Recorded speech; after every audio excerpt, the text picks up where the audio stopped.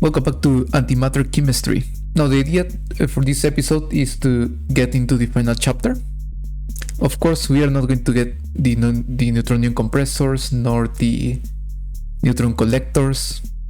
That means that we are not getting the antimatter catalyst just yet. But at least I want to get the crafting table version 2000. So that's stream crafting table. However, to get the stream crafting table, we need to do a little of Draconic Evolution, just as much as to get Awakened Draconium and the Awakened Core. But before that, I want to be able to autocraft these fusion and fission controllers, multi-blocks, and I'm missing some ingots to process, and those are neodymium, barium, and tungsten.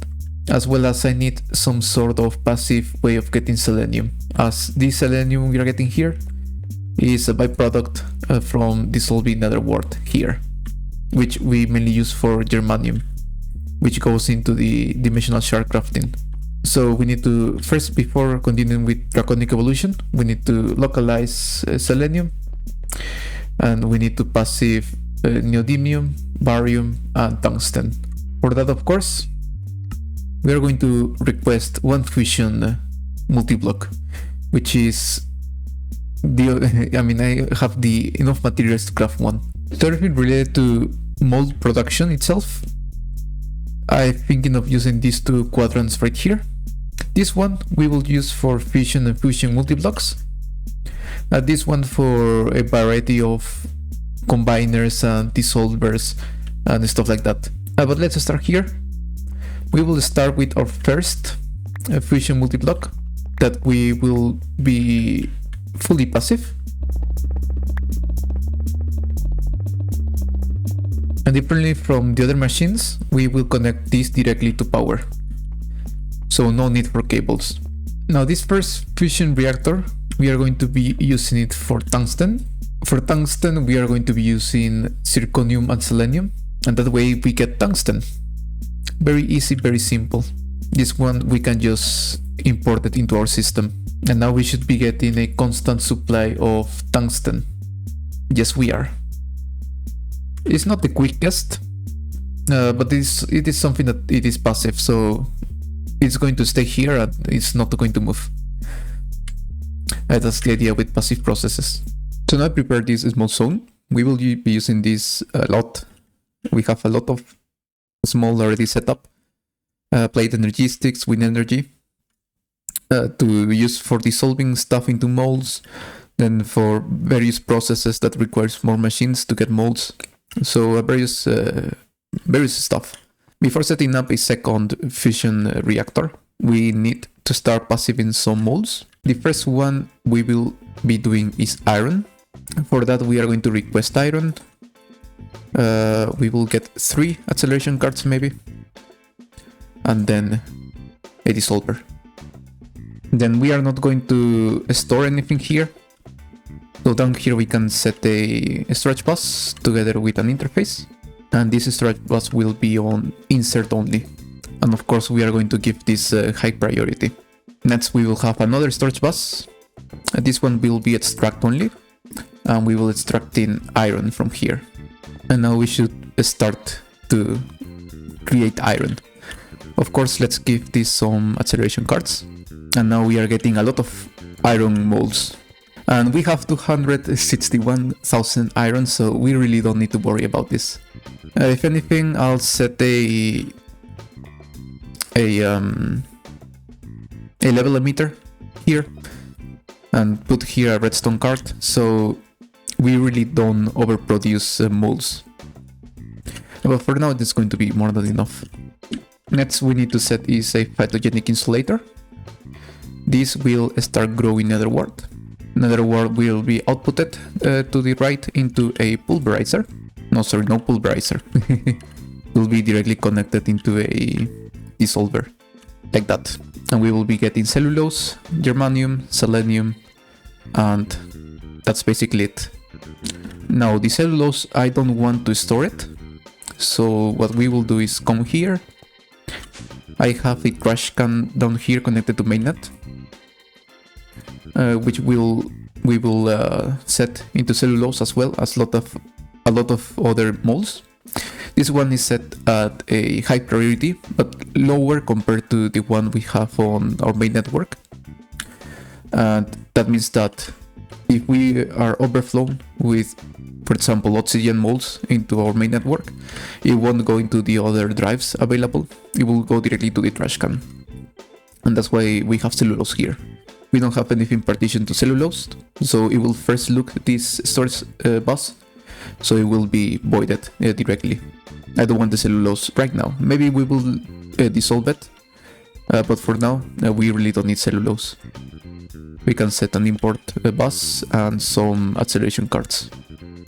Unfortunately, I don't think this is quick enough, so we will most likely have to set one more.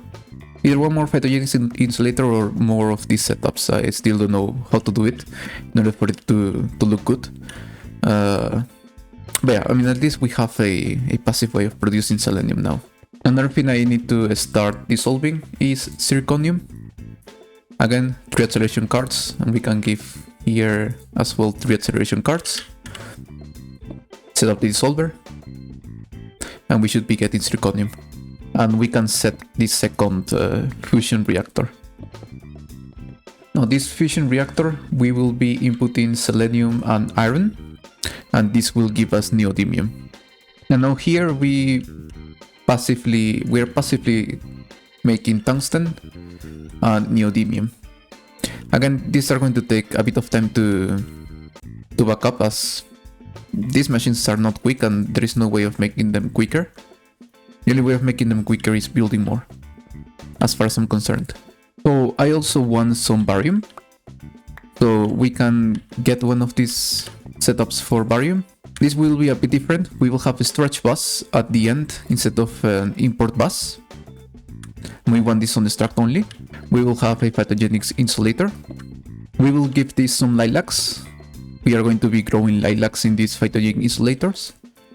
We will pulverize this into magenta dye, and then the magenta dye we are going to dissolve it. If we give this some power into hand purple, the hand purple we are going to export it into this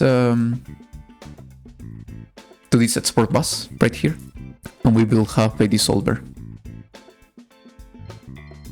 And we are getting silicon, oxygen, barium, and copper. And I should have a drive for all of those 3: copper, silicon, oxygen, and barium. Now I said we were going to do some chemistry, but we first need to do some progress. For that we will be requesting 10 fusion injectors, as well as a fusion crafting core. And with this we have basically entered into Draconic Evolution, into the good, the good Draconic Evolution now. We also need to hold a Wyvern core. And because we are not really going to be using this too many times, we can just set it up here. Look at the amount of draconium we are spending here. It's just too much. Too much draconium. But with all of this, we can just with all of this, we can set up the crafting. We need 1 Wyvern core. We need 2 draconic cores. We will need 4 diamonds and a block of draconium. And in the center, 1 crafting injector.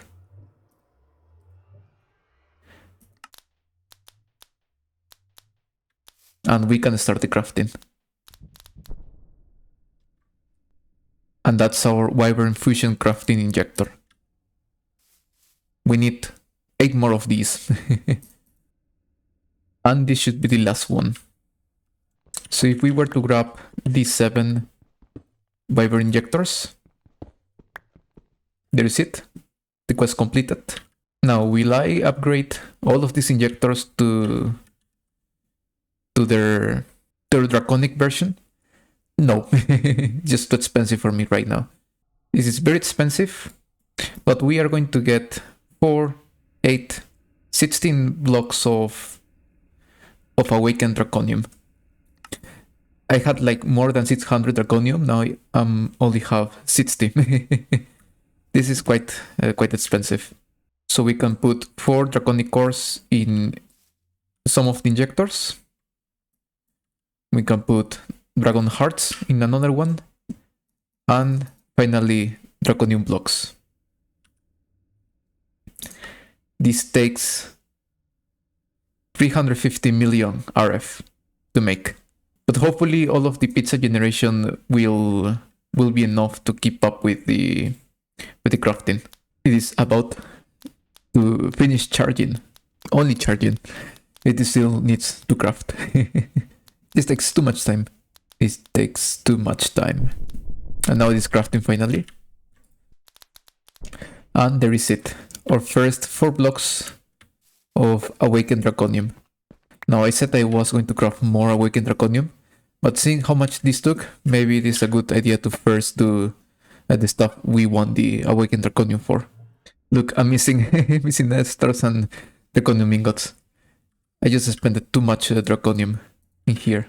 Now while the Draconium is making, let's start with the Awakened Draconium cores. We can craft the first one, which again will take a bit of time. That is one, and that is the second one. Now for that we need 81 crafting tables. All of these we are going to turn them into 9 compressed crafting tables and then 1 double compressed crafting table.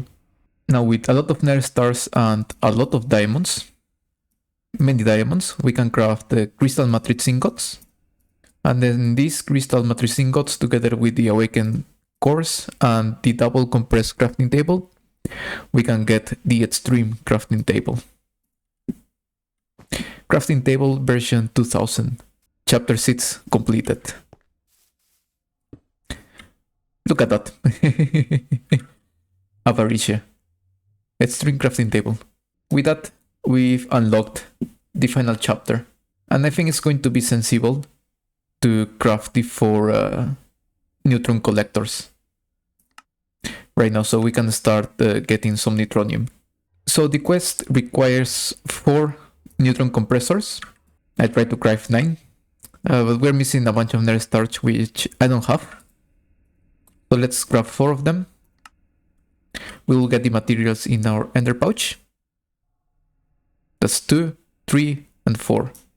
And what we can do is just craft them all here. We can get 4 neutron collectors. No, not compressors, collectors. That's what I meant. And we are now collecting neutrons. Nice.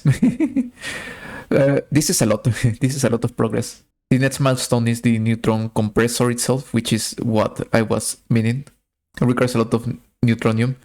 So this is most likely what we're going to be doing in the next episode. For now, I think we have to do some actual alchemistry. Now, while I'm still crafting more awakened draconium, let's start with with the main topic of this video. Actually, before that, I think we can craft 5 more neutron compressors. Well, not neutron compressors, but neutron collectors.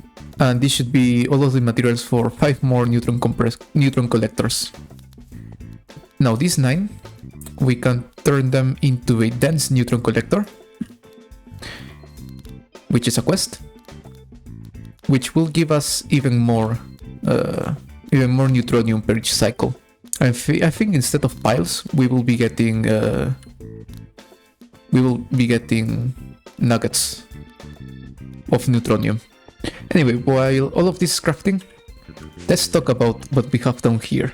So the main goal of this mod pack is to get pure antimatter ingots and be able to craft all of the infinity set, all of the infinity tools, as well as the sword of the cosmos, and 3 creative items: the creative power cell, the creative ME storage cell, and the creative drum. The smart way of completing the mod pack is getting first the creative ME storage cell. What this will allow us is to use that cell in a cell workbench, and having the physical item in our inventory, we can filter that cell with the item we want to have infinite amount of. So the idea is to craft the creative ME storage cell and filter it to get pure antimatter ingots and antimatter catalysts, as well as maybe one or two other items we will need for the tools and this set of armor. How many antimatter catalysts do we need for all of this? The creative ME storage cell, it uses 4 pure antimatter ingots. Each antimatter ingot uses 11 antimatter catalysts, as well as a bunch of neutronium and crystal matrix ingots. And the antimatter catalyst itself, it requires one of 81 different singularities. Many of these singularities, they are related to one mole in specific of the mod, and there are some of them that are basic resources. So nether star, mineral salt, lapis, redstone, nether quartz, and so on. But most of them are they are regular moles. These moles we have right here. And this grid right here that we have down here on our storage room is the size of the grid that we need to craft the antimatter catalyst. So the idea is to use this grid as a kind of guide of how much items we are producing and how much items we are left to craft. So we need 4 ingots of pure antimatter ingots. Then we will need 1 extra in order to filter this creative ME storage cell, as well as 1 extra antimatter catalyst for filtering. That means that we need 56 antimatter catalysts in total. That means that we need 56 of each singularity that we are required. Now, singularities is quite a thing, because the moles, if it is a singularity of a mole, it will require 4,000 moles of the item, no, not the item, but of the element in order to craft the singularity. If it is one of these 5 other singularities, for example redstone, we need 8,800 redstone blocks. For nether quartz we need 7,600 quartz blocks. For lapis, the same as quartz. Mineral salt, 20,000 mineral salt per each singularity. That's a lot. And nether stars, 2,000 nether stars per each singularity. So a lot of this stuff is just time that we need to be logged in, stuff like that. But the challenge is to kind of passive all of the production, all of these moles and items. And we've actually have been doing some quite good job until now. So that's why I wanted a bunch of these 256k, because I want to partition each storage cell for each item that we are required for the antimatter catalyst.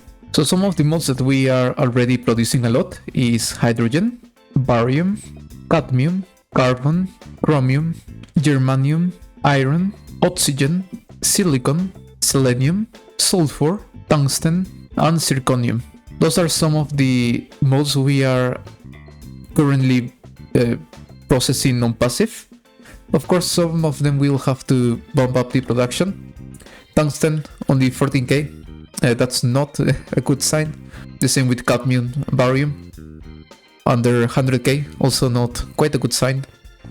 But stuff like, for example, zirconium, carbon, silicon, hydrogen, sulfur, they are being produced at a quite nice rate. And iron, 1.2 million, we have already iron. And we have enough to craft all of the 56 singularities of iron that we need. And the idea is to have this filled up and checking on which one of these modes we need to keep processing more, which one we need to bump up the production, and stuff like that. Now with this we can add a bunch more of new storage cells for a bunch more of modes that we are going to be crafting right now. And I already installed all of the things that we need in order to extract some of the modes from some ingots. We'll have one dissolver, which will be used for nickel, another one for lead, another one for silver, one more for gold, one more for thorium, one more for magnesium, one more for boron, and the last two, one for tin, and the last one for copper. That means that we are just, keeping processing more molds, and that is always nice. Now 10 more molds means 10 more singularities we should be able to craft sometime in the future. But look how this is looking. Of course, although we are extracting them from ingots, it is very likely we will get more other ways of producing these molds. Again, each singularity requires 4,000 molds. 4,000 times 56 is 224,000. So we need 224,000 of each mold at least in order to, to achieve our goals. But yeah, overall, this small project is starting to look nice. So we are going to keep getting some of these easy singularities being crafted, but not crafting because we don't have the neutronium compressor, but at least being produced the material from the singularities. And for that, let's start with 80 evaporators. This should craft fairly quick, thanks to our massive mass assembler. Was that the name? Not massive, but something else inside me is massive, which is me wanting to complete its mod pack. So I think these evaporators is going to be a good idea to put them in another dimension. So let's come to the deep dark and let's look for a zone which is already chunk loaded. That means the place that we have all of our our single builder, which is producing all of the resources that we need. And we can just put it above here, I suppose. So I think this chunk is going to be quite a good place to fill up with evaporators. Now, how do I want to do this? That's the real question. These are so many servos which I have to configure. Such a pain. Such a pain. Now we can have evaporators on top of each servo. We will need more evaporators, of course. This is not going to be enough. On top, we will insert a lot of fluid ducts. And of course, we are going to separate the lines in order for them to look quite nice. And somewhere here, I don't know where, it is not symmetrical. But we can put, for example, one here. And one here. We can put infinite waters. And everything should start to evaporate. And we get mineral salts. Now it doesn't have any inventory to go. So what we can do is connect all of the item ducts somewhere. Let's say they all go to this ender chest right here. And that way we can see all of the mineral salt going into an ender chest. Now of course I already have a drive for the mineral salt, so we can put an ender chest anywhere on the mainnet. So let's say we put it here, for example, in this place. Let's grab a red cable, an import bus, and some acceleration cards. And we should be extracting the mineral salts. And we should be able to see it on the drive. Yes, it is already filling up. That means that we can set one monitor for mineral salts. That being said, we've done quite a lot in this episode, and I'm quite happy with our progress. This is just the beginning of the end. Getting the neutron collectors is going to be something that we want to do in the meantime. But for now, we are not going to be focusing on crafting the neutron compressor itself. What we are going to focus is getting back a bit into the chapters and look at what kind of molds we can passive. Another thing that we need to do is sow more energy. I don't know if to go the nuclear craft route or do the energetic generator, which is quite complex. I don't know what to do. But pizzas is not going to do it. It is not going to do it. We need something better. We need more energy. The main reason we need energy is because each fusion and fission multi-block, they consume 3000 Fe per tick. And pizzas is not going to do it. Pizzas is good enough to power all of the current base production, and we still have a bit more of a space to produce power, but it's not going to do it. It's not going to carry us until the end of the series.